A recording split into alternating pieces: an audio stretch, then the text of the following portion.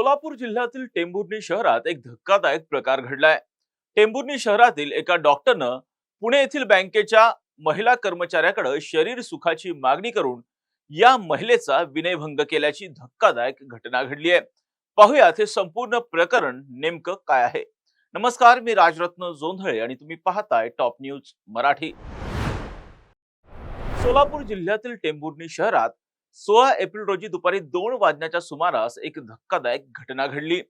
टेंभुर्णी शहरातील बेंबे रोड येथील Jayashree multi specialist hospital and ICU accidental care centre येथे डॉक्टर प्रवीण कुमार अनपट यांच्याकडे बँकेच्या लोनच्या वसुली करता एक तरुणी गेलेली होती।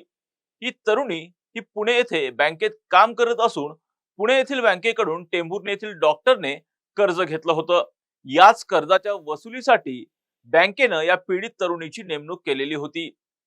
त्यावेळी डॉक्टर अनपट यांनी बँकेच्या तरुणीस, तू लांबून आली आहेस, तू जेवलीस की नाहीस, आपण दोघे एकत्र जेवण करू, माझ्या हॉस्पिटलच्या वर असलेल्या खोलीत आपण दोघे निवांत झोपू असं म्हणत या तरुणीकडे शरीर सुखाची मागणी केली, अशी फिर्याद या तरुणीने दिली आहे।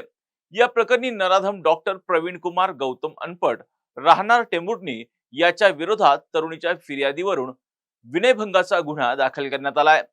सध्या या संपूर्ण धक्कादायक प्रकरणाचा पोलिसांकडून कसून तपास सुरू आहे। पोलिसांकडून या तपासातून कोणती धक्कादायक माहिती पुढे येते हे पाहणं आता महत्त्वाचं असणार आहे। अशाच महत्त्वपूर्ण बातम्यांसाठी पाहत राहा टॉप न्यूज मराठी, आपला महाराष्ट्र आपली बातमी।